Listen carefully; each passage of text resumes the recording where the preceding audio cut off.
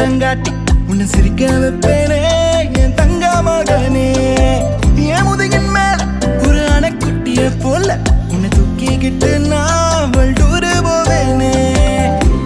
உன்னை விட்டா எனக்கு யாரடா, என்னை விட்டா உனக்கு யாரடா, பெஸ்ட் ஃப்ரெண்டு ஃபாரெவர் யாரடா,